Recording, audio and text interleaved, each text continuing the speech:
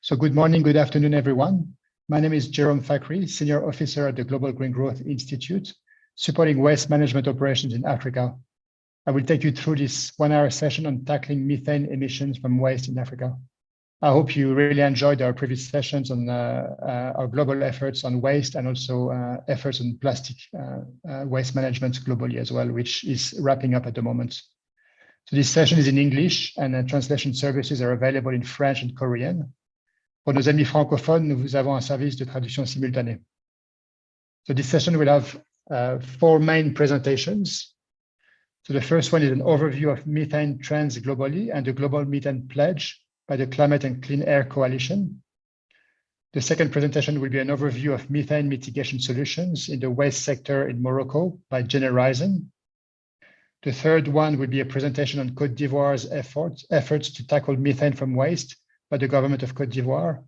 And finally, there will be a presentation on wastewater treatment by the National Sanitation Office of Senegal, ONAS. This will be followed by a short Q&A session. So please drop your questions in the chat box or raise your hand at the time. But first, Asana Alio, GGGI country representative for Senegal, will give opening remarks. Asana, when you're ready. Thank you, Jerome. Thank you, everyone, for joining our session on methane reduction and the Africa perspective. As you know, the methane is a heat trapping. It's more about climate warming, and it's nearly 10 times in terms of gas more potent than carbon dioxide. Unlike CO2, methane stays in the atmosphere for centuries. Methane only lasts for about a decade. Why is that contributing to in terms of global warming? It's very important for us as countries on the Africa perspective to see how we can reduce that as it's contributing to global warming overall and climate change. A few African countries and a total of about 23 have taken the pledge. And as you can see here, the primary sources of where these methane reductions are coming from, whether it's the ocean, wildlife animal emissions, waste management, rice paddies, landfills, oil and gas, or coal burning. And with the identification of these sectors, about 23 African countries have taken the pledge to reduce emission in terms of methane reduction. The goal and the pledge in accompaniment with 111 other countries, which are focusing during the, I would say, the COP26, the Glasgow COP, where 111 country participants responsible for 45% of the global human-caused methane emission took a pledge. They took this pledge committing to reduce methane emissions by at least 30% below 2020 levels by 2030. Some of these African countries, next slide, please. Some of these African countries, as you can see, are very infused with making sure that they achieve these goals, because we have countries like Nigeria. For some reason, we're on the same slide, Jerome. Next slide, please. It's not moving.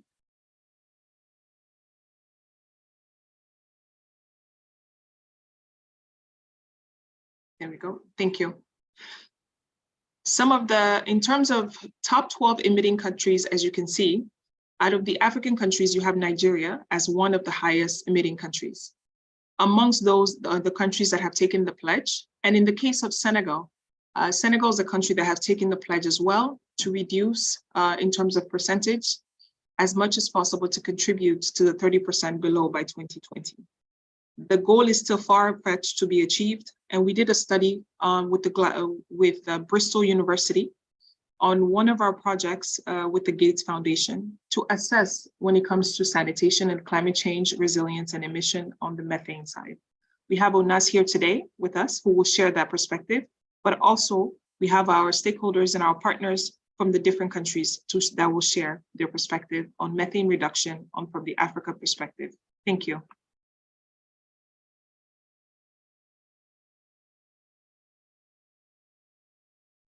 Thank you, Asana.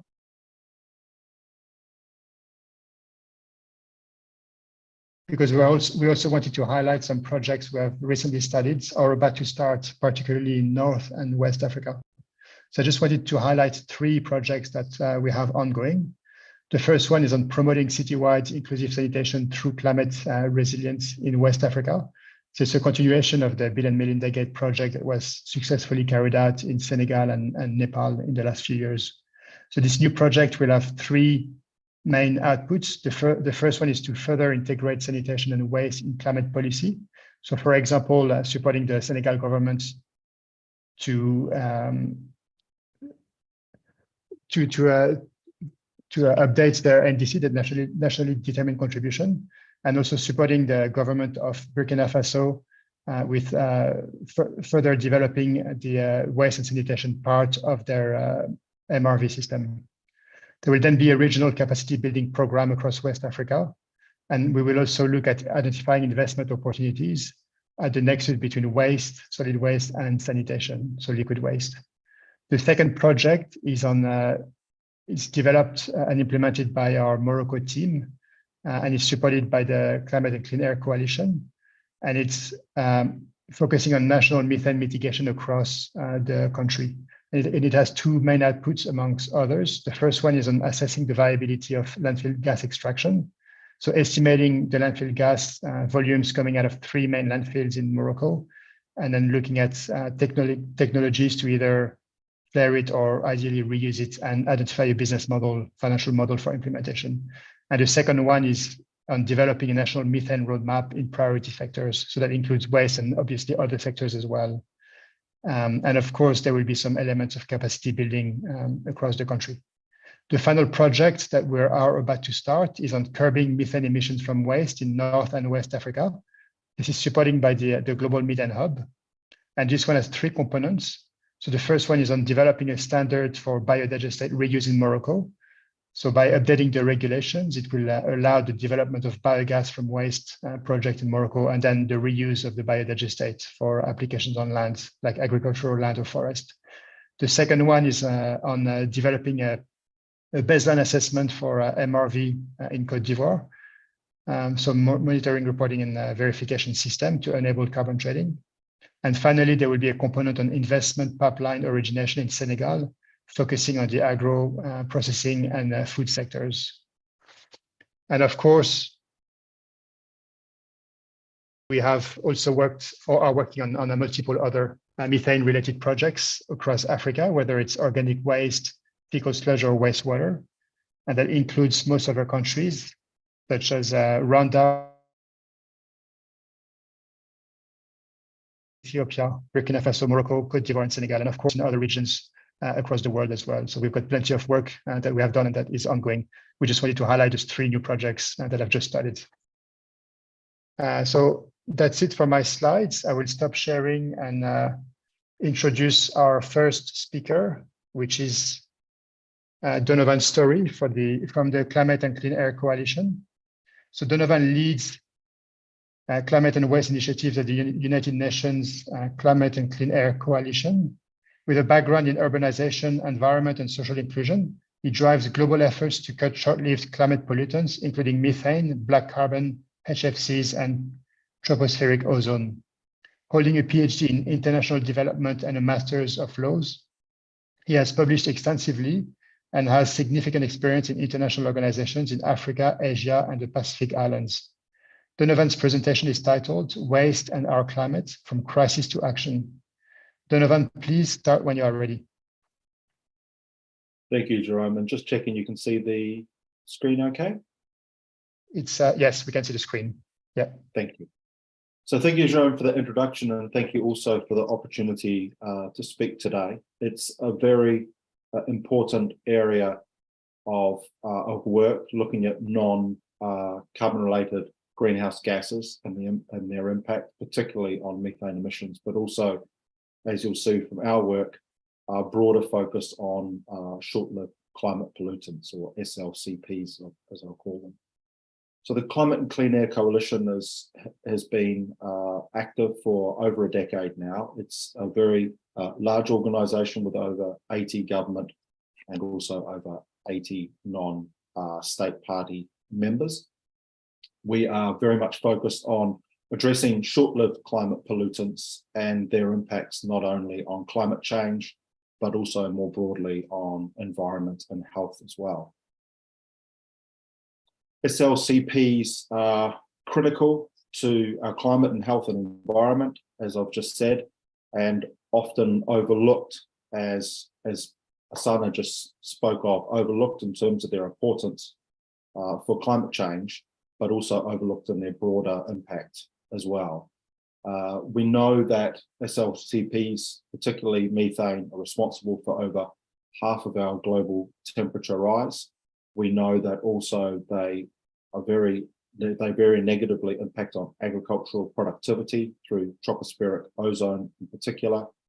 We also know that with the failure of a lot of waste management systems, there's a strong recourse to open burning, and therefore a very important source of black carbon, obviously methane emissions from the waste system and waste sector, as well as hydrofluorocarbons as well.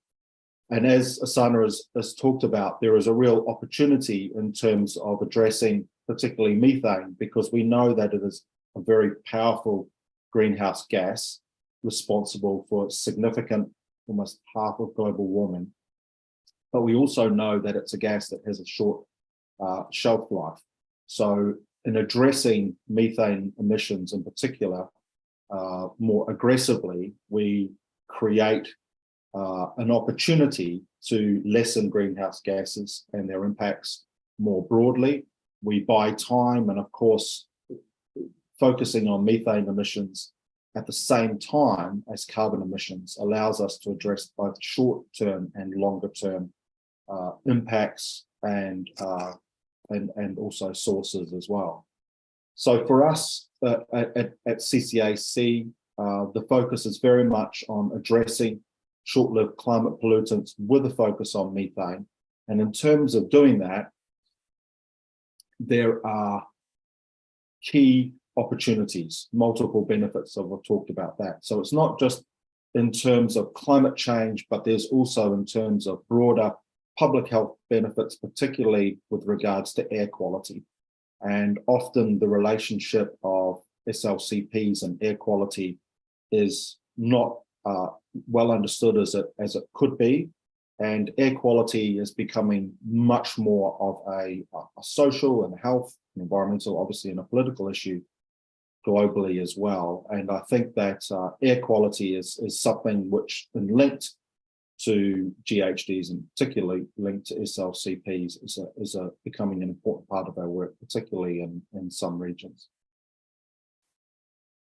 For us, we address at CCAC, we address SLCPs across a range of sectors. You can see the main ones here, and of course the focus today is on waste.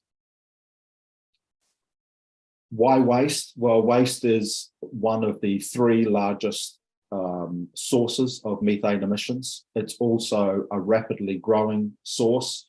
We know that waste generation rates are going to increase significantly to 2050, well over double in terms of the volumes of today. And we also understand that waste management systems are largely failing to address this increase in waste and the complex sources of waste and also waste streams as well. And so it's critical to be able to address waste if we're able to address methane emissions in particular, but also black carbon, as I'll speak about in a minute. And it is a system which lends itself, we think, and I think that a lot of people that work in waste, which lends itself to solutions. And those solutions can be beneficial, obviously, for climate change, but they can be beneficial in a broader sense as well. Waste is a source of emissions across the cycle. So it's important to understand, particularly with regards to organics, the entire sort of farm, if you like, the food loss, waste issue, right across to landfills and methane emissions that are derived from landfills as well. But across the whole waste cycle, there are multiple sources of emissions, of methane emissions in particular, black carbon, as I've talked about as well, tropospheric ozone in particular, which we need and which we can address through lots of different mitigation actions. And CCAC really is focused on a range of mitigation actions, going right from, if you like, food waste, and which has become a particularly important issue over the last decade or so, right to the way that landfills are managed as well.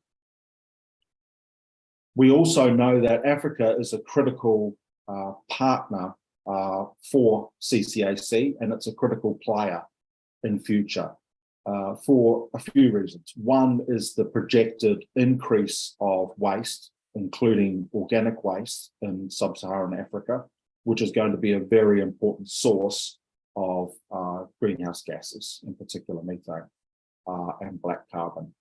So we know that Africa is going to play a very important role in terms of the way that it manages its waste, in terms of that volume. We also know that from our experience that the vast proportion of waste in sub-Saharan Africa is still organic. So there's a really important and I think critical opportunity to change waste management systems in sub-Saharan Africa so we don't create a crisis regionally, but also globally from mismanagement of that. We know that waste, particularly organic waste, will largely double in the next 2 to 3 decades from 2020 data. We know that the data will show us that almost half of the world's largest landfills are located in sub-Saharan Africa, that organic waste in particular is responsible for around about 10% of global waste streams. So there is a really important opportunity in Africa, which the speakers will talk to later on. So beyond that sort of case study and country approach and regional approach, it's already been mentioned the important shift at COP26 in Glasgow in terms of the Global Methane Pledge, which is a global pledge of well over 100 countries to reduce global methane emissions by at least 30% below 2020 levels by 2030 globally. And CCAC is very much in the lead in terms of realizing the ambitions of the Global Methane Pledge and supporting countries towards this focus. And we can see that the importance of the Global Methane Pledge and dropping those emission targets by 30%, the opportunity it creates for meeting the goals of the Paris Agreement. And you don't have to be fully up with the news to see that we are really struggling to keep to the 1.5 and below degree target. And methane emissions and SLCPs, because of their short shelf life, can buy us quite significant time if we're able to get methane emissions down in terms of our broader greenhouse gas emissions and our impacts on global climate and health as well. So there is a clear opportunity in addressing methane emissions to support the Paris Agreement and to be able to get more on track with regards to the 1.5 degree target. And at CCAC, just a couple of final slides on ourselves. We do this through a range of tools, both through financing projects and innovative projects, of supporting countries in their global methane pledge ambitions, but also more broadly understanding the importance of having inventories and data on methane emissions and including those in their NDCs, and taking actions to reduce methane emissions over time. And that is also through something that we're very proud of in terms of our science and research portfolio and the materials that we've created for countries, and would really encourage you to take a look at a lot of these materials from our science group, which is very much at the forefront, I think, of understanding SLCPs and methane emissions globally, but also a strong focus on Africa. So really welcome you to look at those materials as well. Thank you very much. Thank you very much, Donovan, for this excellent presentation, which highlights global issues and trends and really sets the scenes for country-level presentations, which are now following. So again, if you have any questions, there will be Q&A at the end, so please drop your questions in the chat box. So our next speakers will be Generisen to discuss solutions to reduce methane from waste in Morocco. So this is actually a team effort led by Manfred Schweda, the founder of Generisen, and his colleagues, project managers Naza Zidani and Ikram Mourid. Generisen is based in Rabat, Morocco, and focuses on the sustainable management of organic waste, aiming for circularity, the generation of green energy, and minimizing greenhouse gas emissions. Generaizen has been providing technical services to a range of partners, including GGGI in Morocco. Manfred and colleagues, the floor is yours when you're ready. Please maybe go full screen. You can see your slides, but they are not full screen. I'm not full screen, or I am? No, you are not. We can see the slides, but it's not full screen. It's not full screen. How do I do that? Okay, let's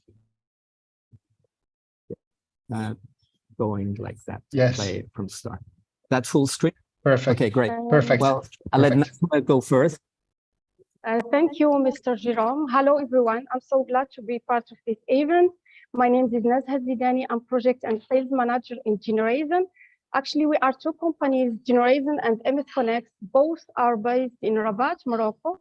The both companies have been working on methane mitigation in the waste sector for many years. The topic of this hour, the first company is MS Connect, is a consulting boutique established in 2014. We have been doing many profitability studies over the years. We created the Moroccan Organic Waste to Energy program together with GGI.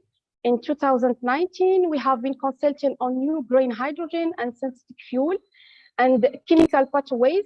The second company is Generaizen, is a project development company. Generaizen can build, install, sales equipment, services after sales. Our main clients can be in the wastewater sector and many other industrials. So we have two combined heat and power engines installed with OCP. Our topics are always waste, energy, water, and everything related to this, like leach sheets, RDF, water storage tanks for desalination plants, etc. In the second slide, as you see, so here, let's get to the first and the most important topic is waste. And here, above all, is organic waste. These numbers establish the organic waste in Morocco. The blue one, this is, as you see here, this is a lot of residual biomass or organic waste in agriculture. Most decays to carbon dioxide, only some is problematic, mainly methane from white slurry. The orange one, this is a sector that has a big problem. Mass food production in factory produces a lot of concentrate organic waste and sludge that can emit methane emission.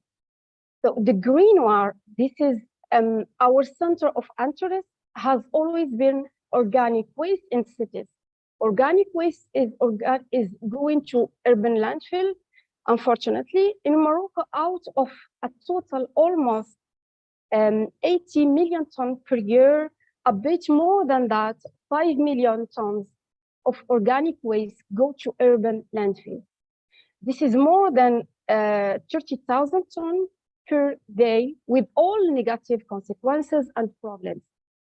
Yes, it's between 70 and 80% of municipal solid waste in Morocco is organic, and pretty wet is represents 50% of what is landfilling is water. In the second slide, when organic waste goes to landfill, it produces two things, leachate and methane. We have a huge leachate problem in Morocco. We are not so much, unfortunately, aware about the extent of the methane on landfill problems. We, as in Generaizen or the second company, MS Connect, have been taken on this problem together with GGGI and other stakeholders. We propose two solutions. The first one are not landfilling, or maybe divert to anaerobic digester the organic waste. The second solution we propose also is the gasification of landfill, which has almost become obligatory today. What you see here in the top left corner is industrial slaughterhouse waste.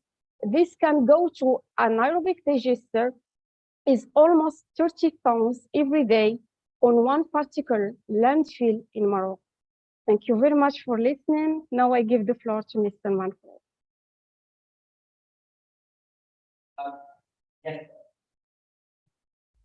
Yeah, Manfred, you are muted.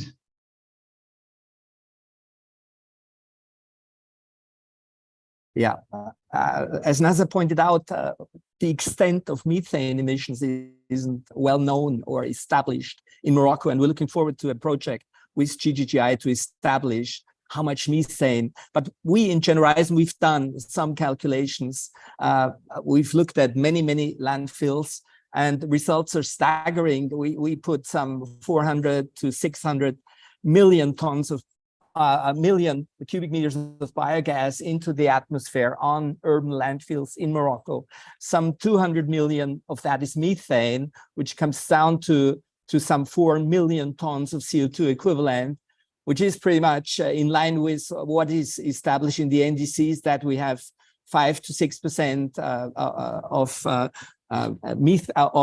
CO2 emissions in Morocco coming from the waste sector.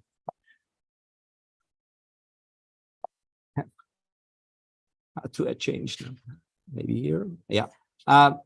Yeah, we've looked at that problem for many years, and that's kind of what is being sorted in an MBT in Rabat, which is not good for anaerobic digestion. So the idea was always, what can we do?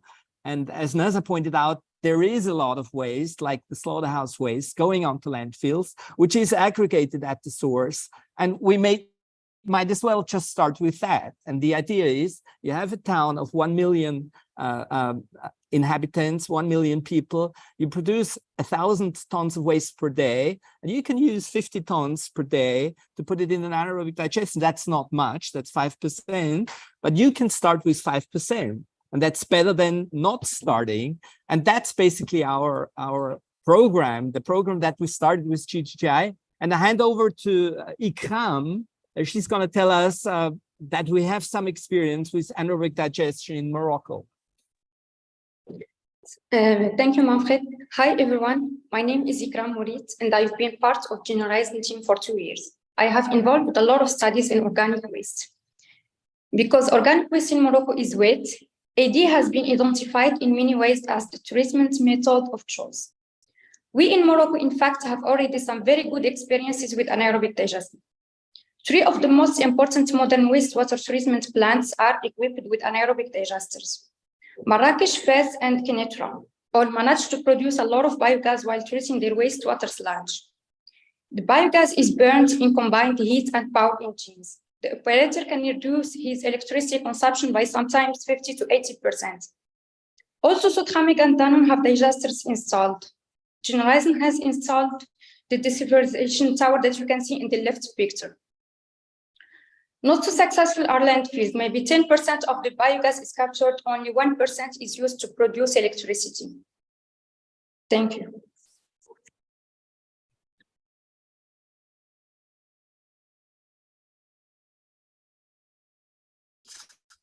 Again, mute.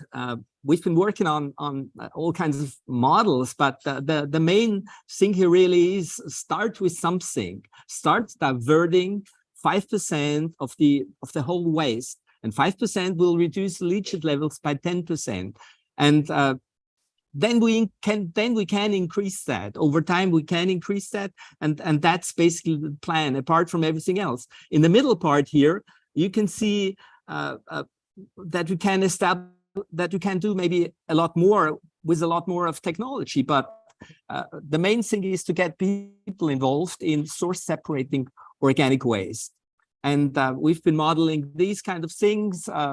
Well, this is Tanger, a landfill that was just recently opened in 2020. So it has done only 3 years, but it shows the development of methane emissions on landfills. And it shows what happens if we put some of the organic waste into digesters.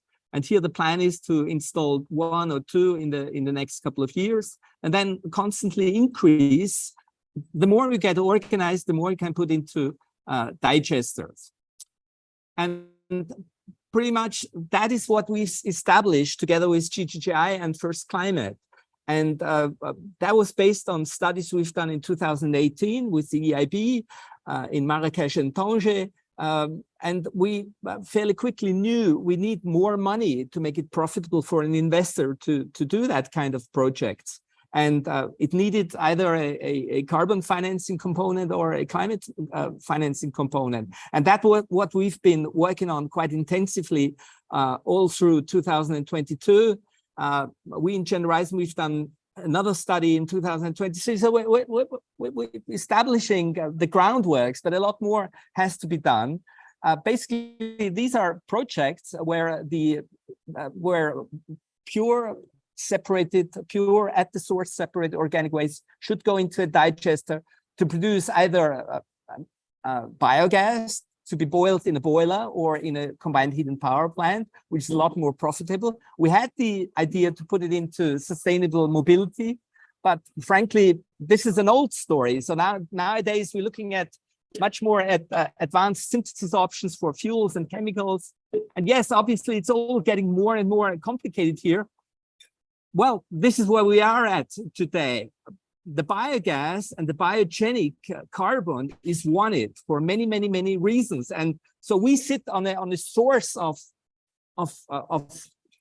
carbon that has to go somewhere and we always talk about these hard to decarbonize sectors in transport, like ocean shipping and aviation, but there's a lot more work that needs to be done here, and we're doing that work, and happy to share it, and happy to talk a lot more about that. And thank you very much, GTI, for the opportunity to talk today. And let's keep talking, let's keep communicating.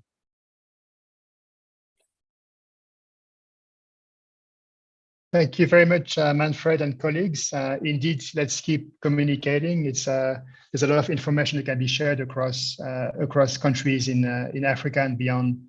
And thanks for your excellent work to date in Morocco on practical and, importantly, financially viable solutions to manage organic waste and reduce methane. And we're looking forward to the next stages, of course.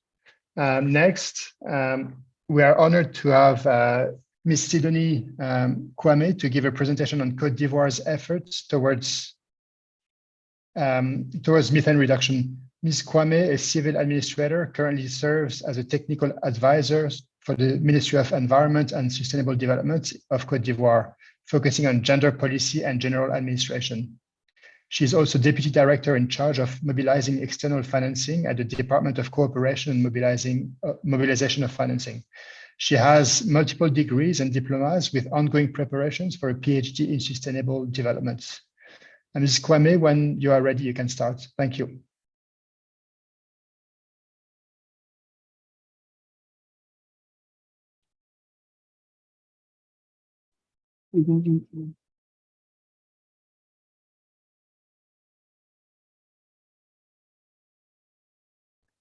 Sidonie, when you are ready, you can start, please. We can see your slides.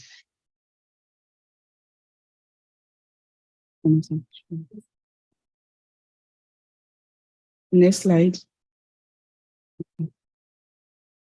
Thank you to the Global Green Growth Institute for invitation. It is a pleasure for me to represent Côte d'Ivoire, my country, at this high-level meeting. I'm Mrs. Kwame, Technical Advisor to the Ministry of Environment, Sustainable and Ecological Transition. I will show you, since our last participation, what has been done by Côte d'Ivoire in terms of curbing methane emission in waste sector. My presentation will proceed in the following plan. At first, the legal framework, the new environment code, the context of the project, the waste management law. And at the second point, the methane curbing by the Ministry of Environment and Sustainable Development, and the concept of l'ordure c'est de l'or. It is a French term, case of Aquedo landfill in the Abidjan district. And the cassava effluent management. Next All action must always be regulated and supported by law. There has been an environment law code before, but it didn't include waste and toxic waste matters. So the new environment code doesn't replace the old one, but it reinforces it by providing urgent answer to the climate challenge, waste and chemical product management. And filling the gaps linked to the emergence of new environment challenges. In Côte d'Ivoire, in year 2006, we face a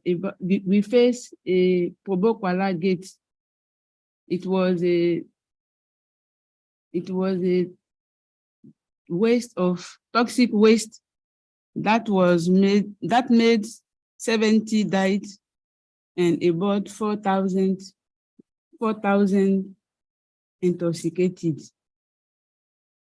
This situation leads authorities to ponder a while to set strong law with more repressive rules and repressive system relating to environment offensive, with more severe custodial sentences and increasing fines against ecological damage. Yes.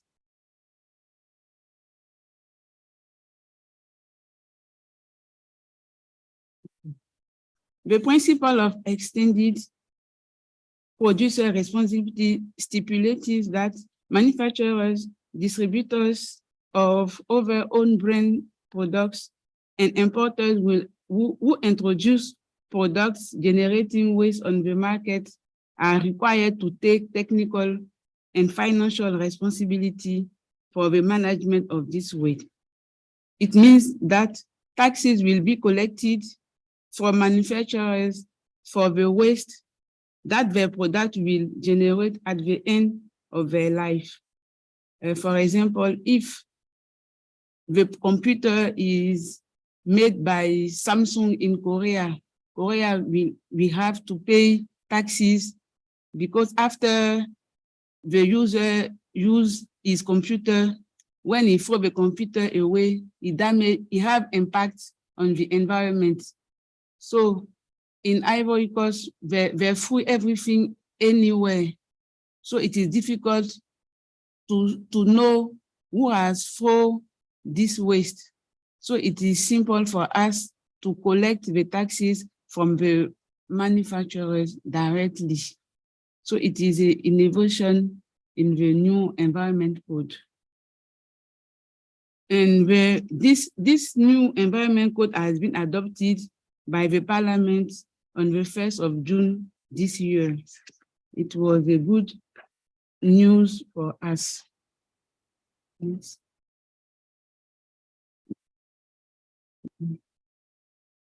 Curbing methane emission by the Ministry of Environment. In Ivory Coast, the main sources of GHG is agriculture, coffee, cocoa, rice production, etc. Energy, the exploitation of oil and natural gas, the waste from landfill and domestic sewage. Notice that the success of Ivorian economy has always been based on its agriculture. So how can we transform agriculture waste in something that benefits everyone while protecting the environment? Next.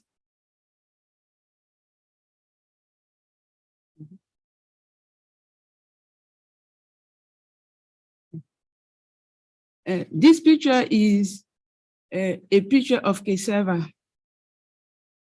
Cassava is a base food from Ivorian. They have a food they call acheke.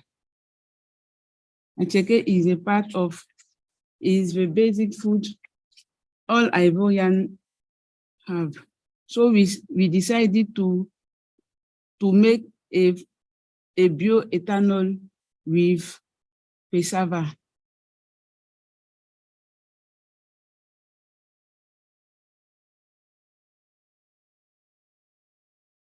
And this biofuel is suitable for gasoline-powered vehicle and should make it possible to reduce the production of carbon dioxide by more than 16% and thus fight against climate change.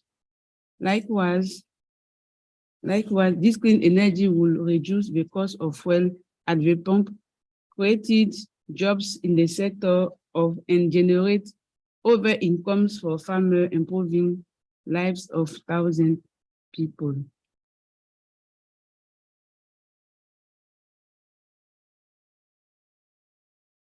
Thank you.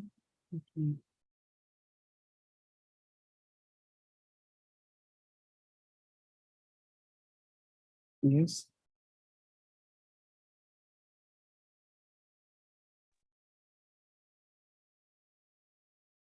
Thank you very much, Sidonie Kwame, for your presentation, which highlights progress on methane emissions in Côte d'Ivoire, including some very interesting case studies. It was great to hear about the transformation of organic waste to higher value-added chemicals, such as bioethanol. That's very excellent. And I know Jenny Risen also mentioned the transformation of organic waste to chemicals. So obviously, compost biogas is really, really good as well. But it's also, as technology evolves, it's also nice to start thinking and developing those higher value materials. So our final presentation, last but not least, I would like to welcome Mr. Abdoulaye Malo Gueye from the National Sanitation Office of Senegal, ONAS, to discuss wastewater management options in Dakar. Mr. Gueye has served in various key roles at ONAS, including managing the omniprocessor fecal sludge treatment system during its testing phase. He also oversaw the technical monitoring units to ensure the adoption of best practice in the sanitation field. As the head of the Purification and Development of Sanitation Byproduct Department, he leads operations for all wastewater treatment plants in the Dakar region. Mr. Gueye is a polytechnic engineer with a master's in oil trading and strong experience in ship repair and the sanitation sector. Mr. Gueye, the floor is yours when you're ready. Thank you. Do you see me? Not yet, no. Oh.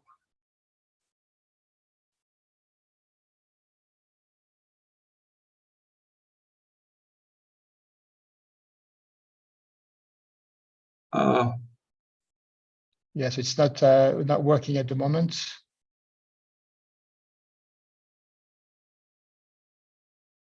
Okay, I have to share my presentation on the screen. Please, yeah, if you can. If you click the share screen button in the middle, the green one. Do you see my screen? Yes, if you can please put it in full screen mode, that would be perfect. Okay.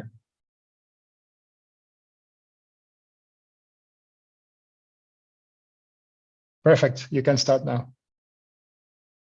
Okay, thank you, Mr. Fahri, for your introduction. It is a very big pleasure today to join you in this session to present you regarding the technical strategy for ONAS about energy efficiency and reducing impact of climate change.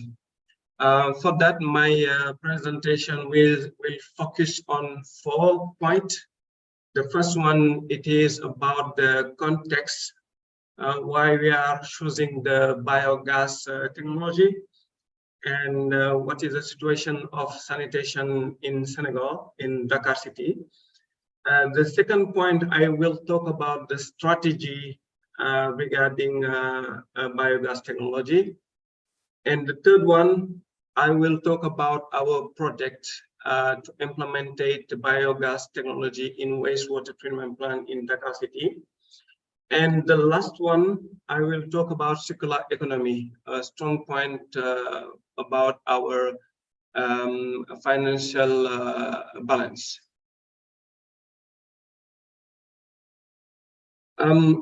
Regarding the context, you have to know that the more than 70% of the population in Dakar City are connected to the on-site sanitation with very high density due to the demography.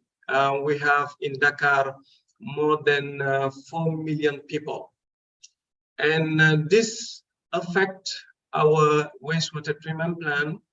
You can imagine that most of our wastewater treatment plants are over capacity, and also that affect about the environment. We degrade the environment due to industrial and domestic liquid waste.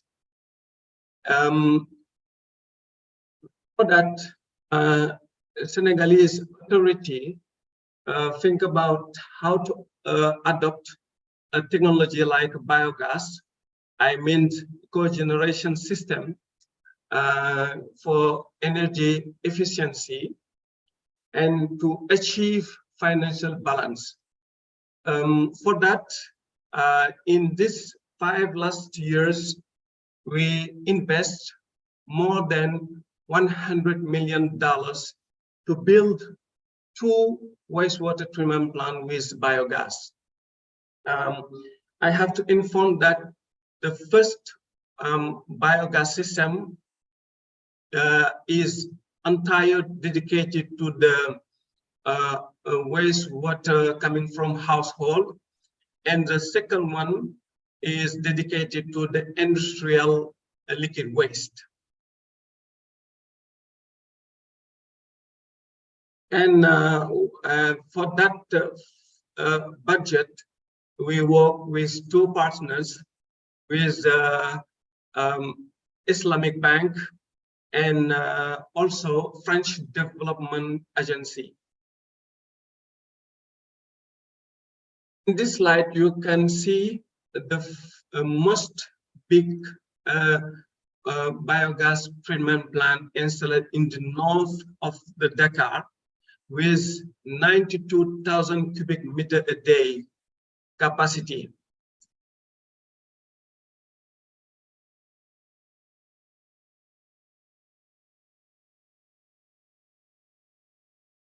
And these 2 projects will impact 40 localities in Dakar. As you see in these pictures, we will take account of around 1.7 million people, and also 130 industry installed in this area. The first biogas treatment plant, as I mentioned in the previous slide, is already installed, and the second one is the construction is ongoing. Right now we are in testing site, and I understand that in next January in 2024 we will start running this wastewater treatment plant.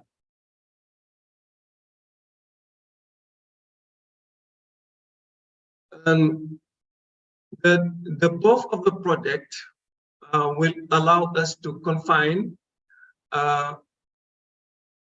14,000 cubic meter a day of methane. As you know, the methane is 28 times more impact to climate change than carbon dioxide.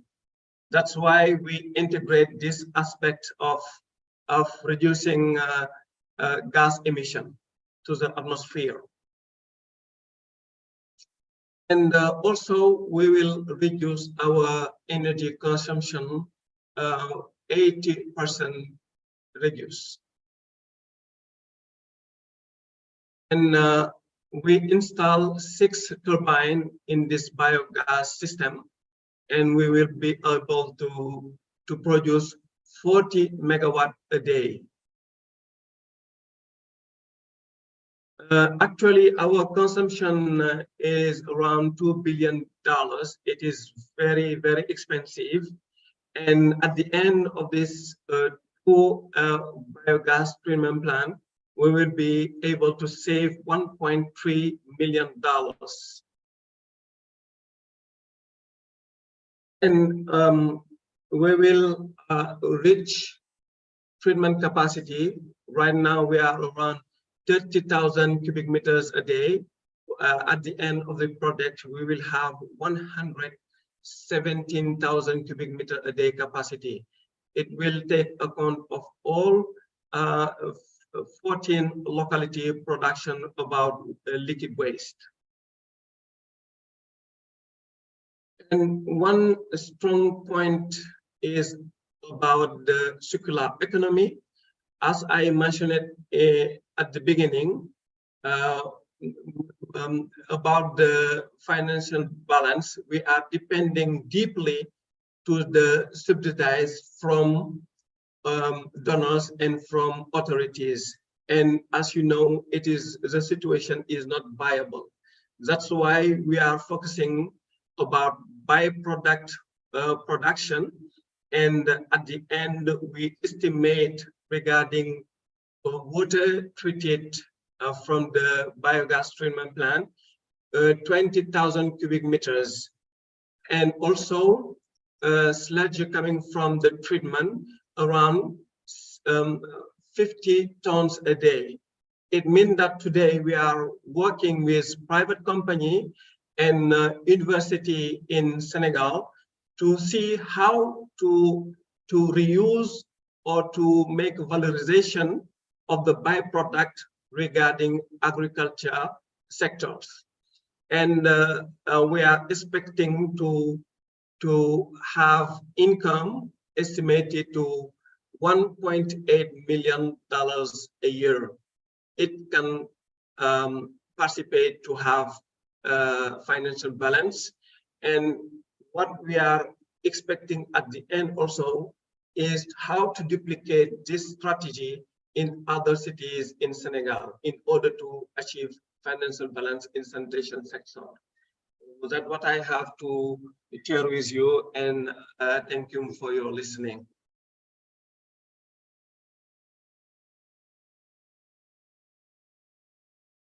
Thank you very much for your presentation, Mr. Gaye. And it's also obviously important to highlight that waste also includes liquid waste and fecal sludge. It's often ignored compared to the more traditional solid waste. So it's very great to see that there are economic opportunities and good projects with good cost savings that can also be generated in that space. And as highlighted earlier, we are working on some of the projects like that in West Africa and learning from the Senegal projects as well. So we only have a few minutes left. We're going to move to the Q&A questions. And I will aim to ask maybe one question for each panelist. So maybe you can turn on your camera. So the first question that came through the chat is actually from Rwanda. Maybe I can ask it to Donovan, as you've got a global perspective.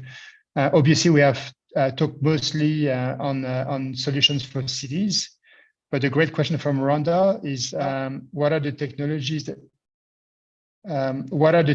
that can be used to reduce methane emissions in rural areas where we find indigenous people? So beside those large-scale solutions for cities, what can be done in small scale in rural areas to mitigate methane?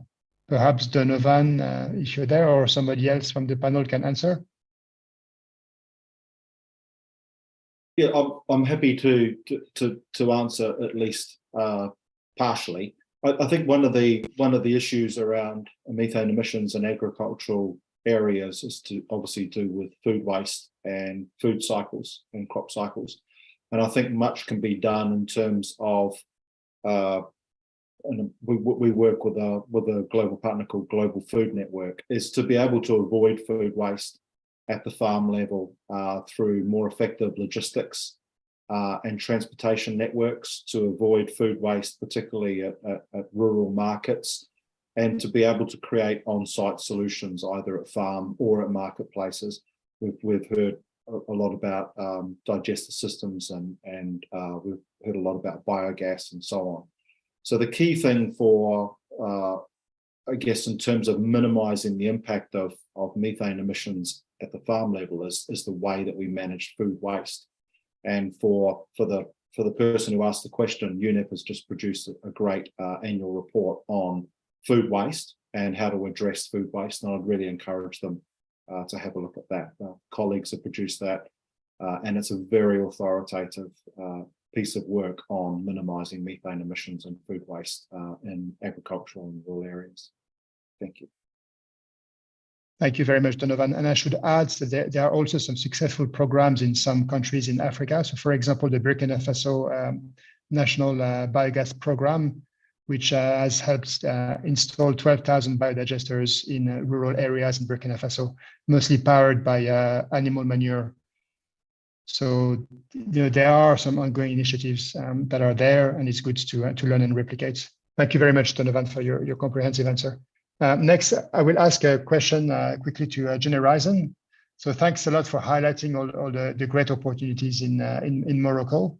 What do you think it will take for large-scale investments to take hold in Morocco? How do you really see the next steps for what is needed in Morocco to really see those projects materialize? Well, I'm sorry to interrupt, Jerome. You are running out of time. Okay, two more minutes and we finish them. Please, Manfred.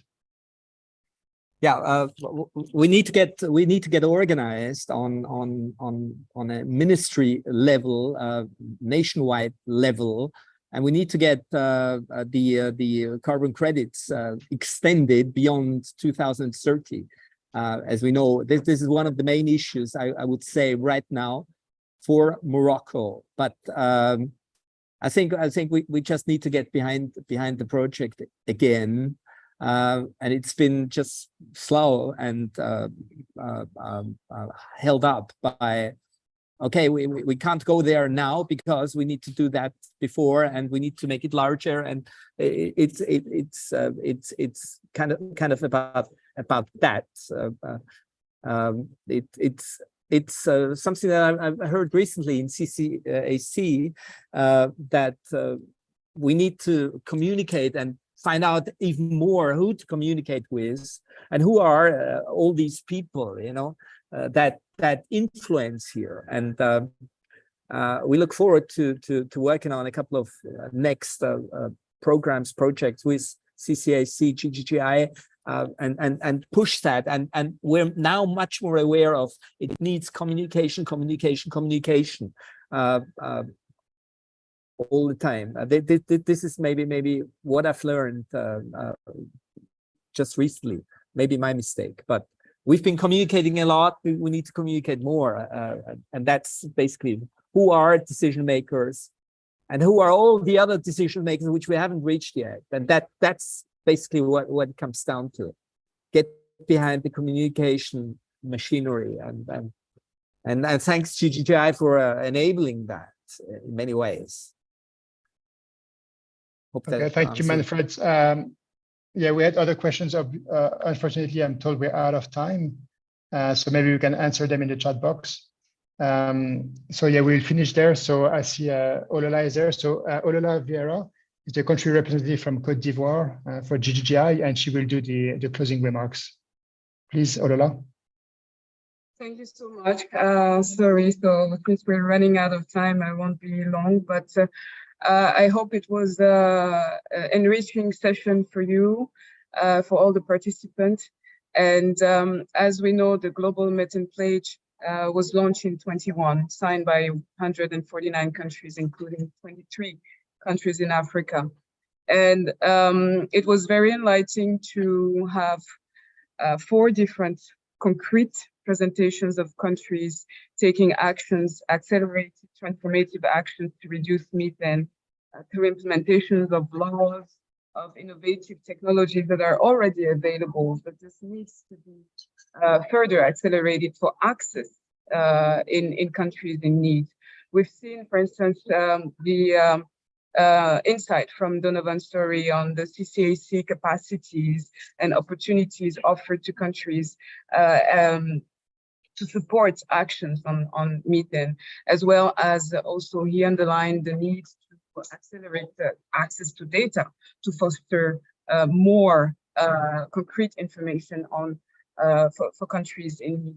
We've also seen from Morocco the team composed of Naza Sidani, Manfred Schroeder, Ikram Murit, who have provided insights on organic waste initiative, solving through methane, solving the methane issues through anaerobic digestion, landfill degassing, or separating organic waste. So those are technologies that are already available and that can be replicated in other countries if the needs and the capacities is provided. We've also seen from Mrs. Kwame in Côte d'Ivoire, the new framework actually that is needed as institutional framework to foster greater actions in country to reduce and to accelerate waste management. So the country has taken an additional step with their new code of environment and it now has a framework available to manage waste management from agriculture, for instance, turning it from biofuel to support the ambitions of methane reduction and GHG, to some extent GHG emission. We've also seen a great example from ONAS in Senegal, who has demonstrated how much of per day methane they're able to reduce now in cubic meters, and also being able to save 80% of energy consumption, moving from $2 million to now $1.3 million estimated as savings. So these are actions that are possible, that are concrete, and we would like as DGGI to encourage additional actions from countries. We've seen that we have in-house 3 new projects that DGGI will implement, and we know that there are a lot of opportunities to accelerate methane reductions. And on the road to COP28, it will be the moment for global stocktake. And countries can use this momentum to take further actions to curb this current global situation and accelerate finance support towards these impactful projects for global methane reductions. So thank you so much. Sorry, I think there were additional questions, Jerome, but hopefully we can follow up discussions with the panelists and the different interested participants online. And I'm happy also to have supported this initiative, and over to you. Thank you. Thank you very much, Olala. So we can now close the session and leave the floor to the next sessions. Thank you very much for your participation and wishing you a good day. Bye-bye.